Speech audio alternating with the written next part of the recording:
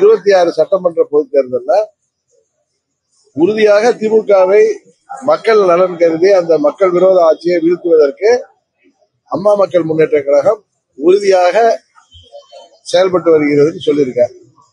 அதுக்கு மேல நான் என்ன சொல்லணும்?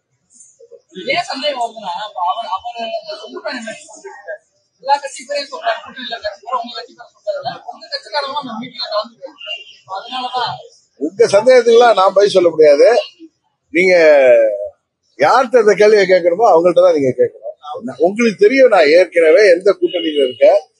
24 சட்டமன்ற பொதுத் தேர்தலில் இதே இடத்துல இருந்துதான் பாராளுமன்ற பொதுத் தேர்தலுக்கு மோடி அவர்கள் 3வது முறையாக பிரதமர் ஆனால்தான் இந்தியாவிற்கும் இந்தியாவின் நலத்து பாதுகாப்பிற்கும் வளர்ச்சிக்கு நல்லதுன்னு சொல்லி அன்கண்டிஷனல் சப்போர்ட் சொல்லி இங்கதான் நான் உங்க முன்னாடியில தான் அந்த ஆதரவை தெரிவிச்சேன். நீங்க சென்னையில அப்பொழுது நண்பர் அண்ணாமலை அவர்கள் தலைவராக இருந்தப்ப மத்திய அமைச்சர் கிஷன் ரெட்டியும் முன்னாள் மத்திய அமைச்சர் வி.கே. சிங்கும் வந்திருந்தப்ப நான் இங்க கூட்டத்திற்கு வந்திருந்ததுனால போக முடியல. அப்ப நான் சொன்னேன்.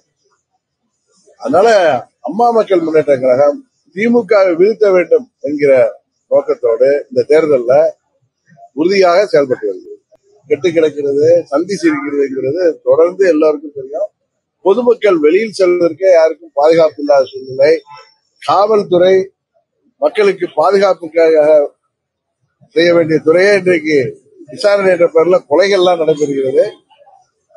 திமுக எப்பெல்லாம் ஆட்சிக்கு வருதோ அப்பெல்லாம் சட்டம் ஒழுங்கு கெட்டுவிடுங்கிறது உங்களுக்கு அனைவருக்கும் தெரியும்.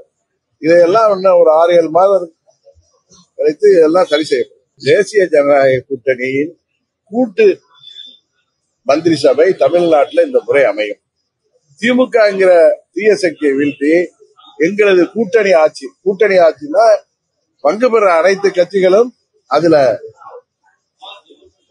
ஆட்சியில அதிகாரத்துல பங்கு பெற ஒரு நிலைமை இந்த முறை தமிழ்நாட்டு மக்கள் வழங்குவார்.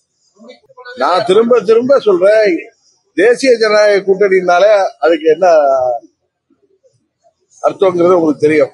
2014 தேர்தல்ல 2019 தேர்தல்ல மத்தியில மோடி அவர்கள் பிரதமர் ஆனப்ப அவங்களுக்கு தனிப்பெரும்பான்மை இருந்தும் கூட்டணி கட்சிகளை சேர்த்து மந்திரி சபை அமைத்தார்கள்.